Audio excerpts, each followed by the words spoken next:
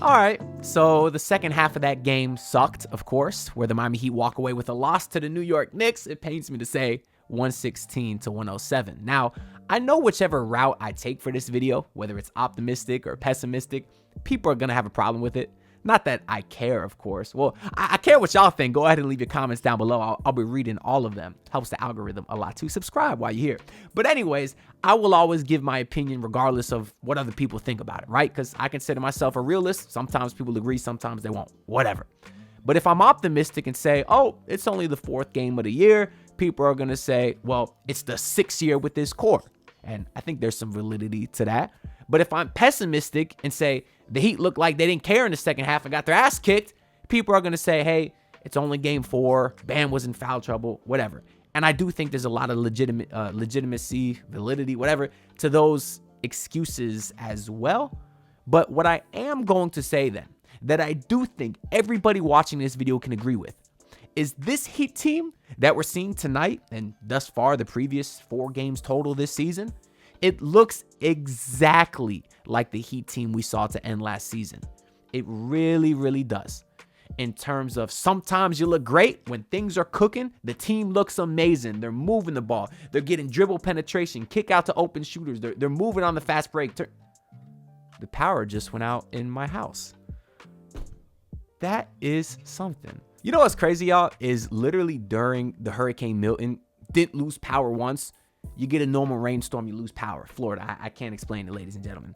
Anyways, this Heat team looks a lot like last year. When things are going well, they're going well. And when they're going bad, it's bad. Particularly the third quarter. Once again, year after year after year. Last game was the worst. They had 14 points in the fourth quarter. Today, it wasn't much great either, because I think they were up 6 at halftime. Walked into the fourth quarter down 7. It was just abysmal. And I continue to wonder why they have these third quarters when you got Eric Spoelstra, the best coach in the NBA, right? At least I think so. Many others agree as well.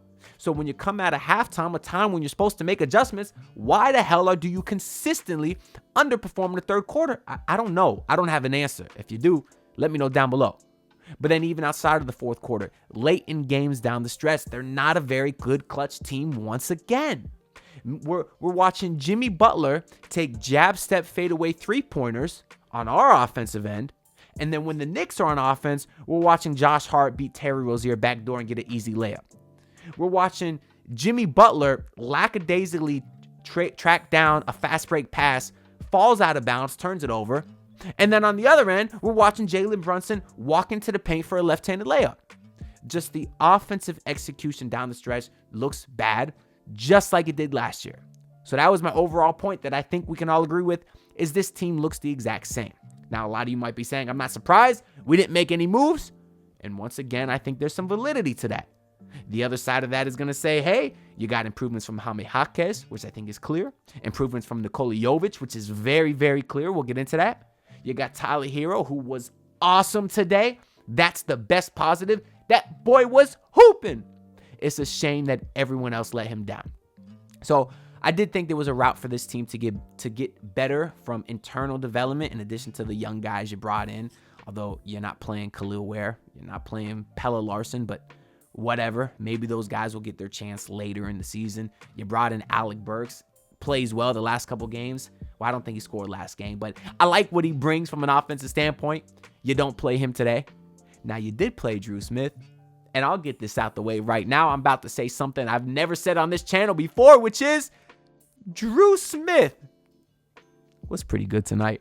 That boy was hooping on defense, but we'll kind of go through the list of all the notes I took for this game. So we'll kind of go in order and just share my thoughts on the overall game. So to start, Nikola Jovic came out the gates pretty hot, which is cool to see.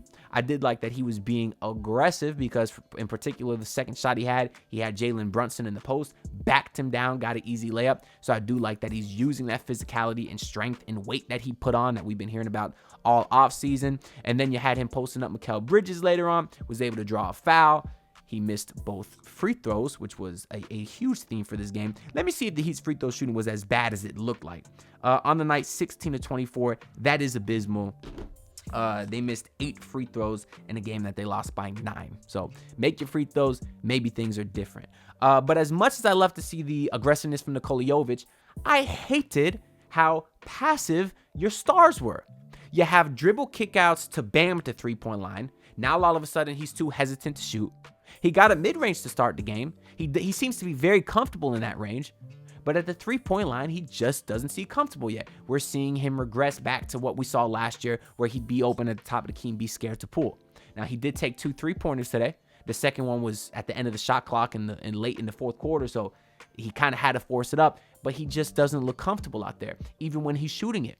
There's a lot of hesitation from there. And there seems to be a lot of confusion on where Bam should be in the offense, because last year he was a mid-range killer, and this year Spoelstra's saying eliminate the mid-range from everyone.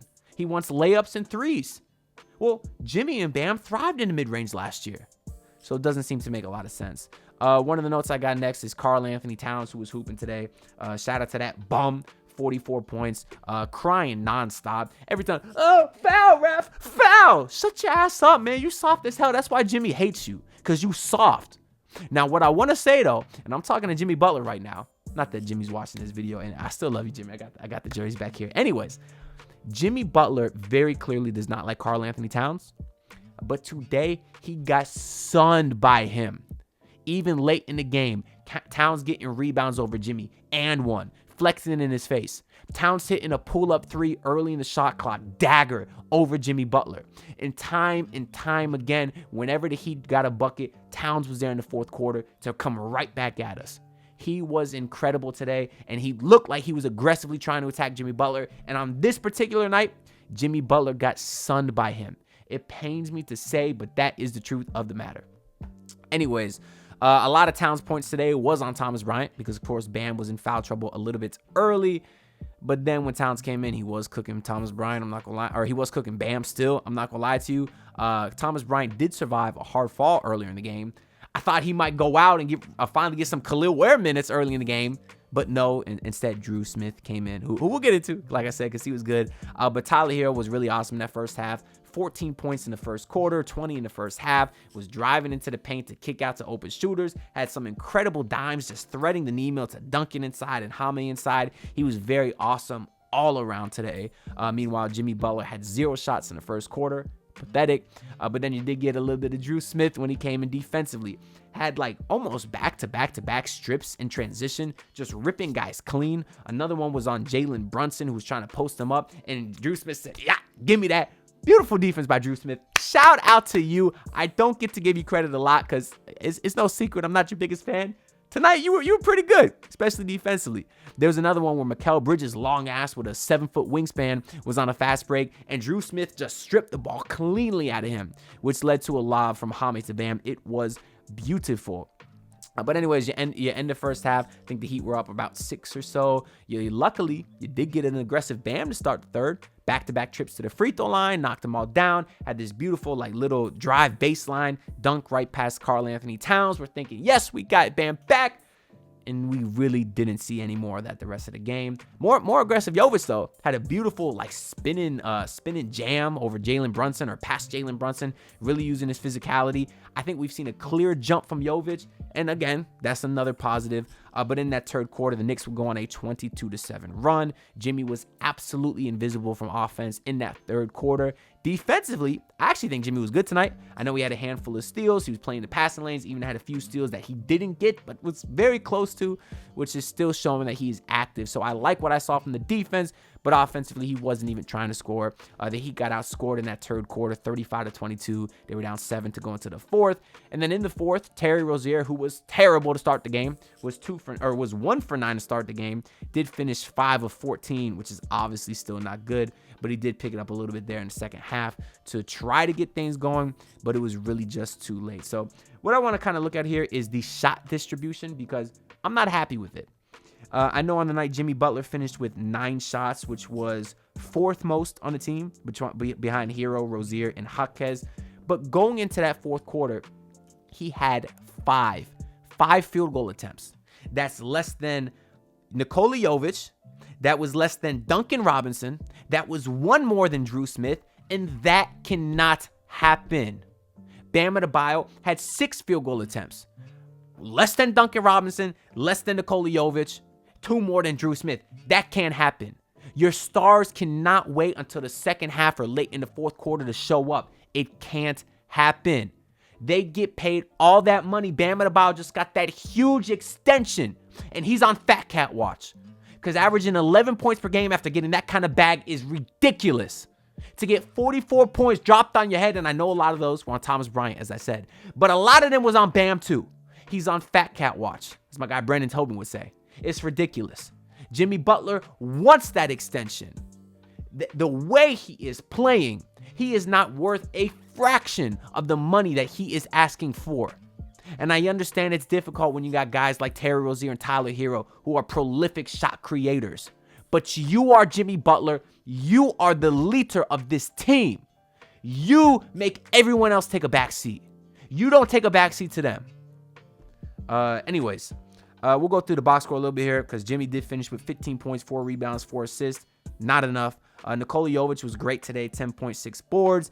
Bam with 11 points, just ridiculous, insane. And it's not even like these guys are not getting tons of shot attempts because of the free throws. Jimmy went to the line twice today. Bam went to the line 3 times. 2 of those was to start the third quarter. So need more shots from those guys. But Tyler Herro, excuse me, I got to do something real quick. That boy, Tyler Herro, was incredible tonight. 34 points, 5 rebounds, 7 assists, 12 of 20 shooting, 8 of 13 from 3. If we get this Tyler, okay, we're not going to get 34-point Tyler Herro every game.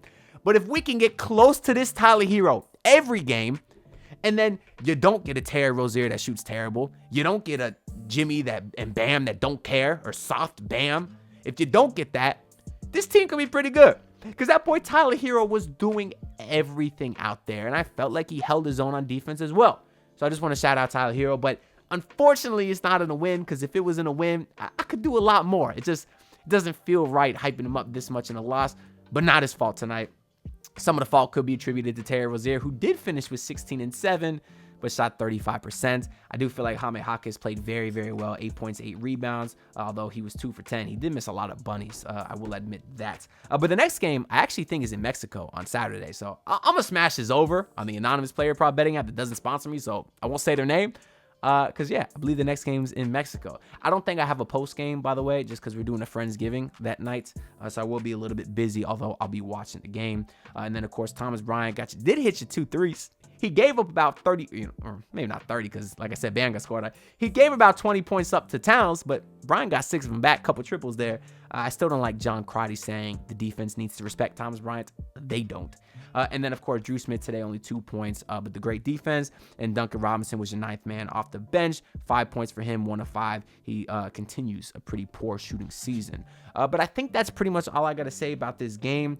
For the most parts, the Heat kept Jalen Brunson in check. He did finish with 22 and 9. It was on 33%. It was in that fourth quarter where he really started to turn up, because that's what star players do. And what did our star player Jimmy Butler do in the fourth quarter? He was shooting fadeaway threes and not catching an easy fast break pass, throwing it out of bounds. I don't know. Make it make sense. It don't to me. Anyways, like I said, I believe the next game is Saturday. It's actually at 9:30, just so y'all can know. I'll fact check that real quick. Yeah, 9:30 versus the Wizards in Mexico City. So like the video, subscribe. I'm on the grind to hit 6K subs. Smash the Jaime Jaquez over next game, and I'll see y'all next time. Peace out. Look, pull up in your city, tryna get that dead face. Do it on my own, I don't need no dead weight. Had to kill him off, yeah, I need a head space. You know this homegrown bitch don't offend me.